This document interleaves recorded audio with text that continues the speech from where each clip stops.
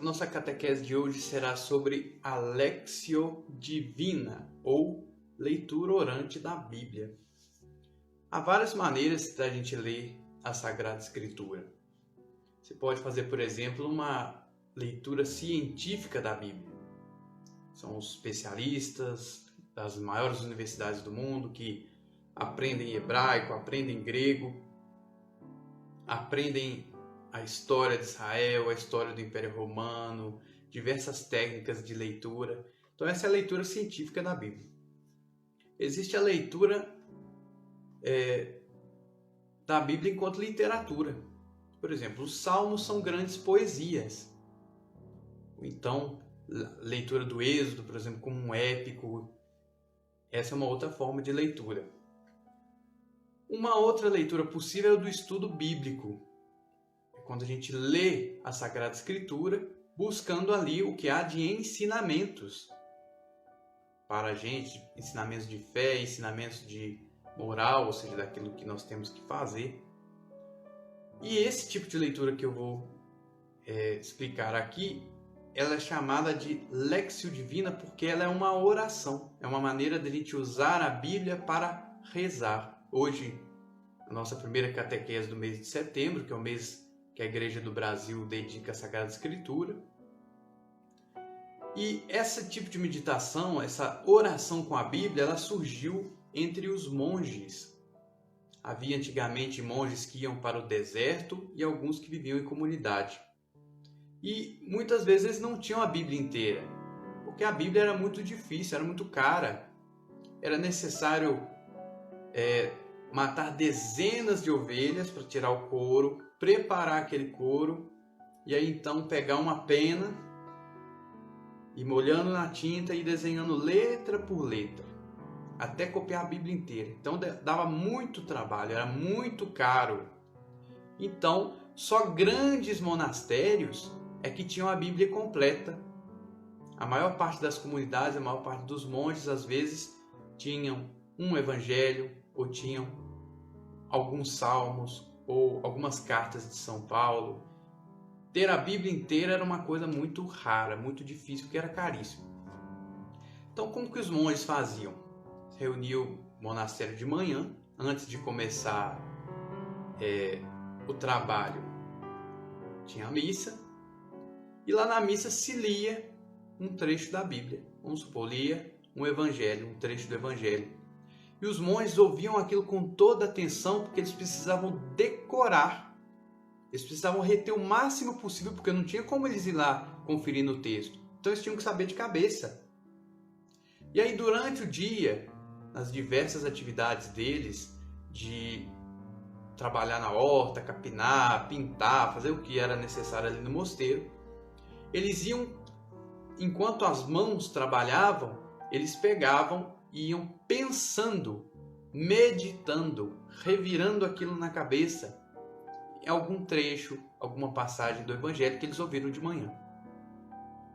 E daí surgiu essa técnica chamada Lectio Divina, ou leitura orante da Palavra de Deus. Ela tem 4 passos que eu vou procurar mostrar aqui para vocês. Leitura é o primeiro, meditação é o segundo, oração é o terceiro e contemplação é o quarto. Leitura. Quando a gente lê, primeiro a gente lê, separa um trecho que a gente vai querer rezar com ele.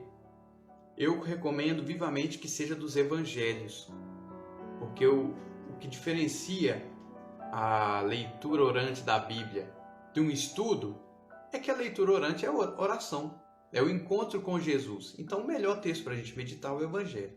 Mas nada impede meditar um salmo, meditar as cartas de São Paulo, meditar um texto do Antigo Testamento, nada impede. Então a gente lê, e aí é importante a gente prestar atenção quem está ali. Tem um professor da FAG chamado Alberto Casalenho, que ele recomenda a gente ter lápis de cor, já colorir na Bíblia. Então, toda vez que aparece uma pessoa, você vai lá, grifa aquilo ali de preto. A Jesus, os discípulos, os fariseus,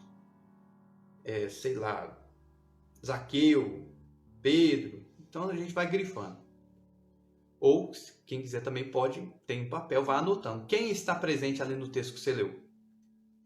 Depois, onde é o lugar? É no alto da montanha? É na planície? É no barco? É no meio do mar? É fora da terra de Israel? É em Jerusalém?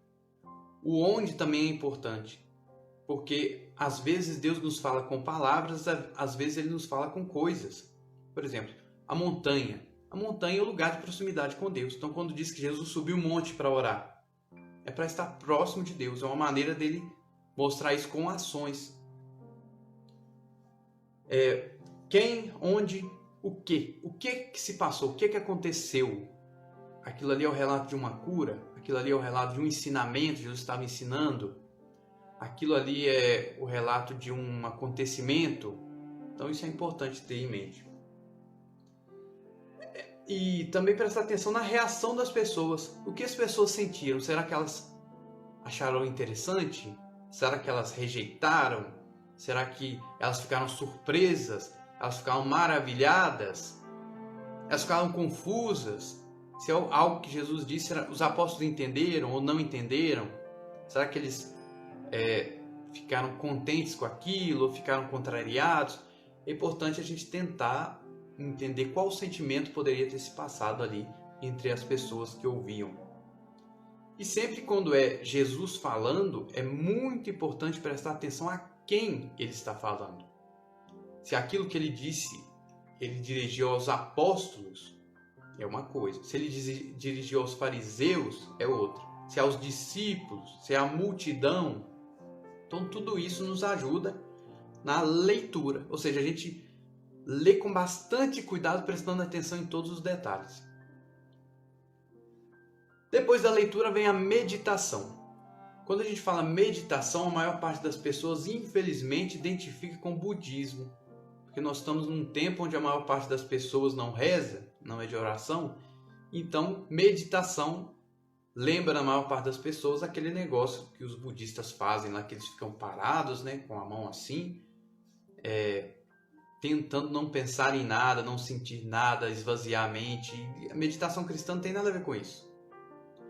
Meditação cristã é quando, depois de ler com cuidado, a gente busca entender, compreender. Mas a diferença de um estudo, essa compreensão vai servir para que a gente reze. Deixa eu dar um exemplo. Então, meditar, o segundo e o terceiro passo vêm junto. Meditação, oração. Eu vou dar um exemplo para que fique claro o que é compreender para transformar em oração. Vamos supor que a gente esteja fazendo uma leitura orante da parábola do filho pródigo. Então a gente já marcou ali tudo, já viu quem, o que, onde, lugar, todas aquelas coisas que eu disse na leitura. Então a gente começa a pensar, a compreender. Então o filho pródigo saiu de casa, depois que ele perdeu tudo, ele passou aquela dificuldade, e aí ele caiu em si. Tem até essa palavra lá, ele caiu em si. E aí ele pensou em voltar para a casa do pai. Aí a gente compreendendo o que ele fez, ou seja, que foi a dificuldade que fez ele voltar para casa, a dificuldade ajudou ele a cair em si. A gente pega isso que a gente entendeu e transforma em oração. Eleva nosso pensamento a Deus e diz: meu Deus, quantas vezes as dificuldades me visitam e ao invés de eu fazer como o filho pródigo que caiu em si, que voltou para a casa do pai, eu permaneço no erro, eu permaneço cabeça dura, rejeitando a cruz. Ou então, por exemplo, uma outra passagem da parábola do filho pródigo. A gente compreende quando o filho está voltando para casa e o pai sai correndo em direção a ele, não deixa nem ele terminar de falar e já dá um abraço. E aí a gente compreende como Deus fica feliz quando nós retornamos a casa. Como é a alegria de Deus em nos perdoar, como Ele nos ama. Isso que a gente compreende, a gente transforma em oração. Meu Deus, como é bom ter um pai tão amoroso, que espera o filho voltar já no caminho, que não espera nem que ele se justifique, já o abraça, já o acolhe. E a gente vai transformando aquela compreensão da bondade e da misericórdia de Deus em oração. Por isso o segundo e o terceiro passo eles sempre vêm juntos. E algumas dicas sobre esse passo. Se algo te alimenta, vamos supor que você está lá no começo do texto, quando o filho pródigo pede para ir embora de casa. E aquilo ali está te alimentando, está virando muita oração. A sua obrigação não é terminar o texto. Aonde aquilo está te alimentando, fica. Ah, mas se não der tempo de terminar o texto, não tem problema. A leitura da Bíblia é, digamos assim, é um pretexto para Deus te visitar. É uma ocasião para Deus te ajudar a rezar, a se encontrar com Ele. Mas o encontro é que é importante. Se a gente não terminar o texto, não tem problema nenhum. Aonde você está sendo alimentado, pare ali. Enquanto houver alimento naquele trecho, não vá para frente, não tenha pressa. Aí mais uma diferença entre a oração com as escrituras e o estudo. E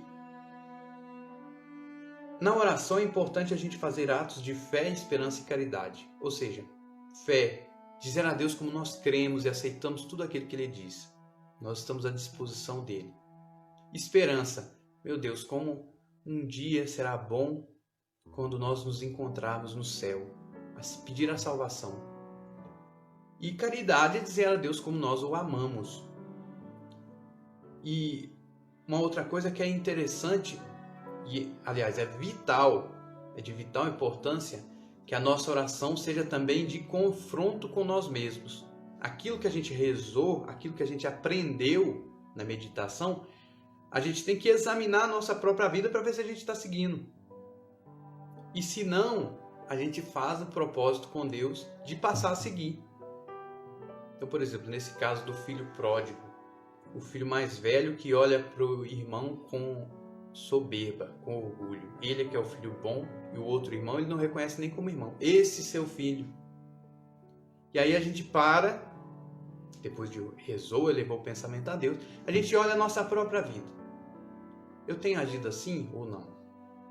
Como eu tenho agido? Eu fiz igual o filho pródigo que deu as costas para Deus e foi embora? Eu tenho desperdiçado a minha vida longe da casa do Pai? Tudo aquilo que a gente aprendeu, a gente tem que transformar também em exame de consciência, para ver se a gente está agindo corretamente. E essa parte termina com a resolução, ou seja, com uma coisa prática que eu decido fazer. Porque o amor a Deus ele é sempre prático, ele não é nunca teórico, não é uma coisa que eu aprendi e pronto. Não, ele tem que transformar em algo vivido. Então, por exemplo, depois do fim que terminou aquela oração, eu penso, bom, eu vi aqui que Deus quer que eu seja mais paciente. Então eu vou tentar com todas as minhas forças, de todo o coração e a graça de Deus, ser paciente com algo que eu geralmente não tenho paciência. Por exemplo, vou ser paciente com o meu filho. Ou eu vou ser paciente no meu trabalho. Eu vou ser paciente no estudo. A gente é bom uma só resolução, porque se a gente pensa, vou fazer 30 coisas, em geral a gente não faz nem 10. Então é importante uma resolução de cada vez. Esse defeito meu que a oração, a palavra de Deus me mostrou, eu vou me empenhar durante essa semana para eu combater. E pedindo a Deus a todo momento. E a contemplação, se a meditação é a gente examinar uma verdade de cada vez, contemplação é quando a gente vê o todo. A meditação a gente vê a árvore, a contemplação a gente vê a floresta inteira. Que é quando essa oração, o hábito de oração, vai se incorporando na nossa maneira de ver a Deus. A gente não vê a Deus mais como algo distante, mas como alguém que a gente convive, que a gente conversa. Contemplação é o efeito de Deus na nossa vida do dia a dia. É o efeito da oração. E os monges antigos que inventaram a Lexio Divina, a leitura orante, eles memorizavam um trecho, uma frase, e durante o dia eles iam se lembrando. Então, por exemplo, você fez a sua oração de manhã. Lá na oração, você rezou com aquela frase de São João Batista: convém que eu diminua para que ele cresça. Então você guarda essa frase na memória e vai lembrando no seu dia a dia. Você está ali no trânsito, aí passou uma raiva, alguém te deu uma fechada, aí você para. eleva o seu pensamento a Deus e diz: convém que eu diminua para que Ele cresça. Você ir se lembrando de Deus o tempo todo, estar na presença de Deus. Isso é muito importante. Bom, espero que tenha ajudado a ficar mais compreensível o que é leitura orante, como fazer a leitura orante. Quem for assistir essa catequese depois fica salvo lá no Instagram. Se tiver alguma dúvida, pode mandar mensagem aí para nós, que eu vou procurar responder. E como última dica, tem no YouTube um canal chamado Padre Paulo Ricardo. E ele tem um curso chamado Ensinai-nos a Orar. São vídeos pequenininhos de 5, 6 minutos com dicas de como orar, como se colocar diante de Deus. Então, quem sabe nesse mês da Bíblia, esse mês de setembro, a gente não possa ir se aprofundando na nossa relação com Deus através das Escrituras, através da Bíblia. Que Nossa Senhora nos ensine, assim como ela fazia, a tudo meditar no nosso coração.